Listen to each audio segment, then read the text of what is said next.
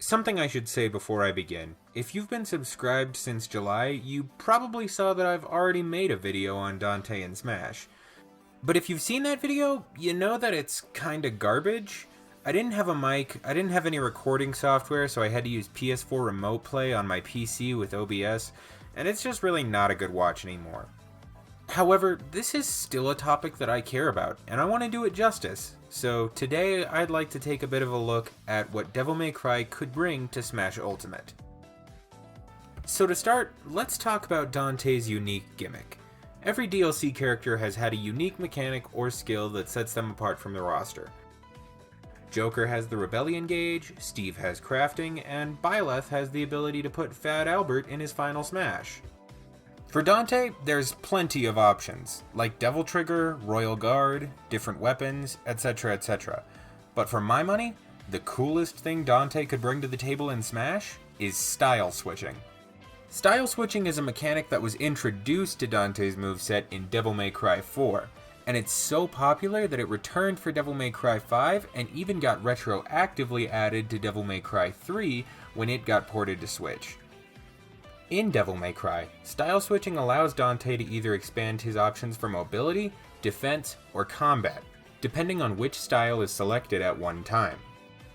In Smash Bros, it'd work very similarly, with each style changing Dante's special moves to adapt for different situations.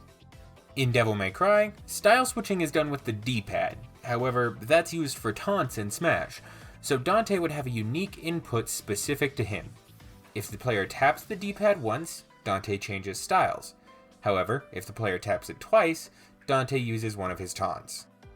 Dante's physical appearance isn't affected by styles, but he strikes a unique pose and the style he's currently using is highlighted by an icon in his UI. That way, you can always tell what style he's using and what you need to prepare for. Let's begin by talking about Dante's capabilities in Swordmaster style. For each special, Dante uses a different weapon that he can access in Devil May Cry 5. For his neutral special, Dante uses Prop Shredder with Rebellion, standing in place and activating a wide, circular hitbox that deals chip damage. It's difficult to escape from, but it deals small potatoes in terms of damage, so it's not broken. For his side special, Dante uses Revolver with his King Cerberus weapon. This attack is relatively slow, but it deals pretty decent damage and may or may not freeze the opponent depending on how busted that would be. For the up special, Dante uses Balrog's Kick mode to unleash Updraft. This doesn't have much range or recovery, but it can be chained into Killer B by performing the input again. Lastly, for Dante's down special, he uses Cavalier to go full throttle. This move is very similar to Wario's Bike, with the downside that it's a tad bit slower in exchange for dealing shock damage. In addition, unlike Wario's Bike, Cavalier disappears after Dante is done using the move. Up next is Gunslinger. For the neutral special, Dante uses his default normal shot with Ebony and Ivory. It doesn't deal much damage, similar to Joker's gun attack, but it does allow Dante to move around the stage similar to Banjo and Kazooie's Egg Shot. For the side special, Dante uses Fireworks. This is an iconic part of Dante's toolkit on account of the move's usage in Marvel vs. Capcom 3, and deals decent damage in exchange for mediocre speed. For the up special, I had to get a little janky, but Dante has a move for the double Kalina Ann in Devil May Cry 5, called Multiple Twins. For Dante's Gunslinger up special, he uses Multiple Twins, but he aims both Kalina Ann downwards, shooting himself into the air. The rockets are powerful and they hit a wide area, but they're fairly slow. Finally, for the down special, Dante uses Hat Trick. Throwing the Faust hat onto his opponent's head, Dante uses this to drain them for red orbs in Devil May Cry 5, but that doesn't really work in a fighting game setting. So instead, it's a risk-reward move, with Dante getting a small damage modifier if he's hitting an opponent with the Faust hat on, perhaps 1.05%. However, if he gets hit, he takes increased damage as well, probably the same modifier, but maybe more, and his opponent can mash out of the Faust hat, similar to one being grappled by a Pikmin. Now, the remaining two styles, Trickster and Royal Guard, function a little differently from Swordmaster and Gunslinger. Instead of expanding Dante's moveset, these two allow for greater movement and greater defense respectively. Because of that, they don't exactly have moves to draw from, so they'll share their side and neutral specials. For the neutral special, they've got Coyote A, which functions similarly to normal shot, but a lot slower and a little more powerful to account for the fact that Dante has to reload after every shot. For the side special, they'd have one of Dante's most iconic moves, Stinger. Vaulting himself forward, Dante stabs at the opponent, knocking them away but only doing okay damage. However, if Dante drops the directional input after starting the move and mashes the special button, he'll instead execute Million Stabs, which deals a bit more damage at the cost of turning Dante into a sitting duck. For Trickster, Dante's up special becomes Air Trick. This allows Dante to teleport right in front of the nearest opponent, which is handy for kill setups. However, it's risky, since that means Dante can just teleport to his death if he's not careful. For the down special, Dante uses his dash. This allows Dante to dash forward along the ground 3 times depending on how many times the move is input, giving him improved ground movement. However, he's still able to be damaged in this state. This just gives him more options for quick stage movement. Now, for Dante's up special while he's using Royal Guard, he uses High Time, which launches the opponent into the air and gives Dante a small amount of recovery as well.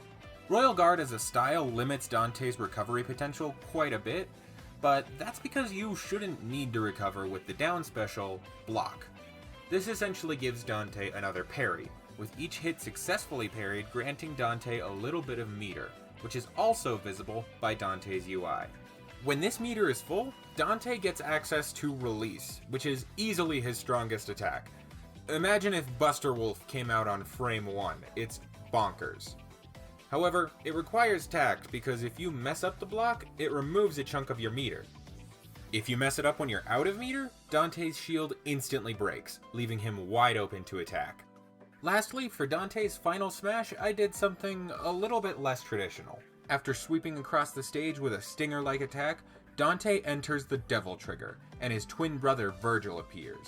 They reenact the iconic raindrop scene from Devil May Cry 3's intro, before finishing it off with the iconic final attack from that game, the Double Jackpot. Of course, a fighter's pass based on Devil May Cry would have to bring spirits, and DMC could have some fantastic options. Personally, I think featuring the main cast of the series, as well as a few bombastic bosses would be perfect. Dante as the fighter spirit, Kyrie and Lucia as novices, Goliath, King Cerberus, Burial, and Agni and Rudra as advanced spirits, Nico, V, Trish, Lady, and Nero as aces, and Virgil as the legend spirit. As for music, it's pretty hard to mess up. Even if you only take the battle tracks from across the games, you've already got a ridiculously stacked roster of songs. However, I do have one specific request on this subject. I'd love a new remix of Any Special Orders, the shop theme from DMC5. I don't know how you do it, I just know I want it, and I know that Nintendo and Capcom have the resources to make it sound amazing. And finally, the stage. This was a tough nut to crack for me, because Devil May Cry is surprisingly sparse on truly iconic locations. There's the Temen Negru, the setting of Dante's first battle with Virgil, but that really doesn't fit the overall DMC5 motif I've gone for. There's Fortuna Castle, but that has the same issue. The Qlipoth could be neat, but that would be hard to do without dipping into spoiler territory. Honestly, I think the best pick would be the Bloody Palace, as seen in DMC5. It's kinda like a reverse Magicant with its creepy atmosphere, and since it's appeared in every game since DMC2, it does a good job of representing the whole series. In addition, you could feature cameos of the DMC cast in the background, whether fighting demons or just watching the match in progress. This would be a really cool stage in my opinion, and having something a bit more neutral than the current lineup of DLC stages would be nice. Thank you all for watching. If you enjoyed this video, please consider liking, subscribing, and sharing with your friends. It really helps my brain make the happy chemicals. I want to thank my friend @Croissant on Instagram. She provided the thumbnail for this video, and it's pretty kick-ass in my humble opinion, so please go give her a follow. If you'd like to, please consider following me on Twitter @Dante4Smash. I hope you all have a lovely Halloween, and I'll see you next time.